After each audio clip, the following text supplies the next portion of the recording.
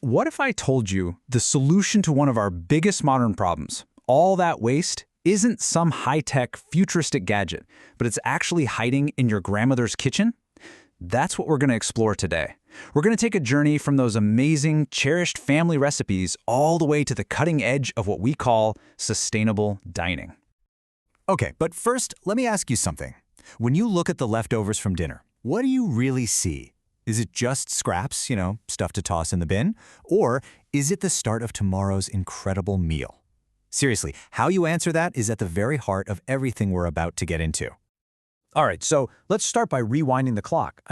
Way before we had fancy words like sustainability or circular economy, our elders, they just got it. They had this incredible, deep-seated philosophy of cherishing food, and trust me, they showed it in the most delicious ways you can imagine. And look at these examples. This isn't just about, being frugal and saving scraps. No, this is about making things taste better. That kaiwei tong, the stew made from feast leftovers, it's legendary for tasting even more amazing the next day. And hey, anyone who's ever made good fried rice knows the secret, right? You have to use day-old rice because it's drier and fries up perfectly. So this isn't a compromise at all. It's a whole philosophy called cherishing food, or shishu, where absolutely every single ingredient is valued and nothing, and I mean nothing, gets wasted. And this is the really cool part, the big takeaway. All of this old wisdom, it's literally the blueprint for a huge modern idea.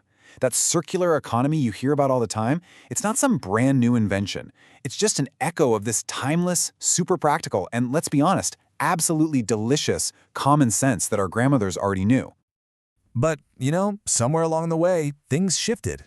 Convenience became king, and we adopted a totally different system, one that had a very clear and very wasteful dead end. It's a huge contrast to that old tradition, that's for sure. Just look at the difference here. It's night and day. On one side, you've got the linear economy. Think of it like a one-way street that leads straight to a landfill. We take resources, we make something, and then we just dispose of it. It's a dead end. But the circular economy, that's a totally different ballgame. It's a continuous loop. The whole point is to design things from the get-go so that resources stay in use, get recovered, and are regenerated. It's about designing waste right out of the picture. Just think about a forest for a second.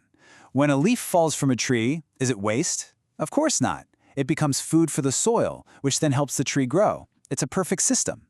Well, the circular economy tries to copy that exact same logic for our world. It's a system that's designed to be restorative, where one company's waste is actually the raw material for another company.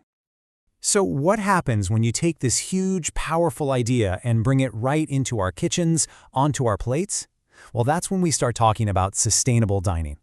It's really about looking at your meal and seeing the whole story, everything that happened to get it from the farm to your fork, and even what happens after. Okay, so how do we actually do this? What does it look like in the real world? Well, you can basically break down a more sustainable meal into 5 key steps. It's like a roadmap.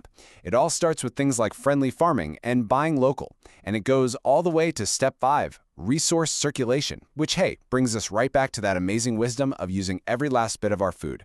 See how it all connects? All right, so this isn't just theory, and it's not just something our grandmothers did. This is happening right now. There's a whole new generation of chefs and companies and communities who are bringing these ideas back to life in some seriously creative ways. Let's check out some of these brilliant examples. First off, you've got top chefs all over the world who are totally leading the charge. These guys aren't just cooking, they're reinventing.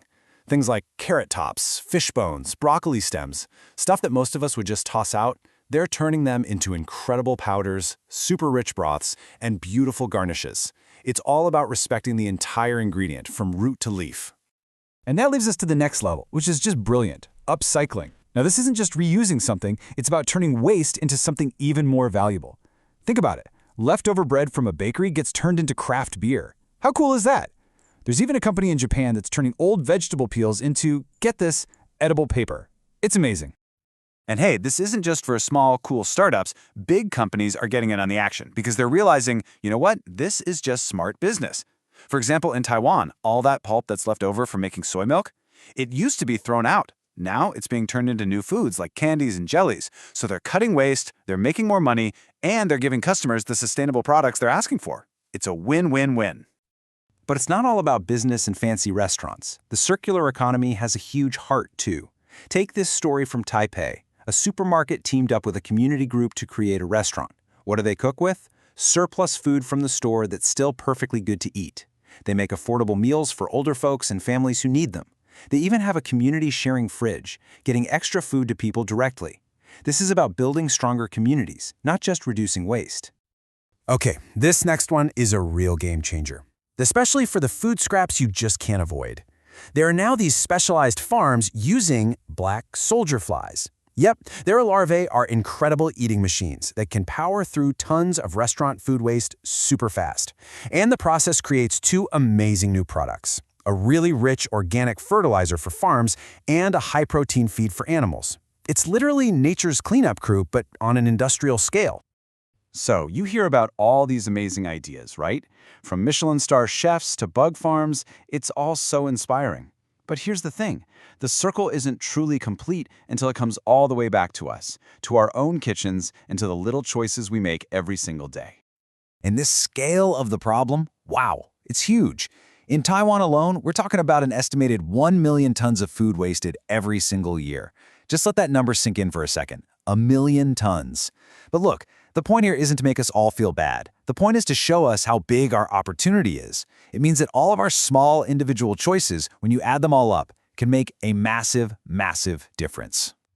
So what does that look like for you and me? It means we can all be part of this. It's as simple as using that broccoli stem in your next stir fry instead of tossing it. Or planning your meals for the week so you only buy what you actually need. Or maybe choosing to support that local farmer's market. See? These aren't huge life-altering sacrifices. They're just small, conscious choices that plug us right back into that amazing, age-old wisdom of cherishing our food. So, in the end, it really all boils down to this one simple question. Every time you shop, every time you cook, every time you eat, you're making a choice.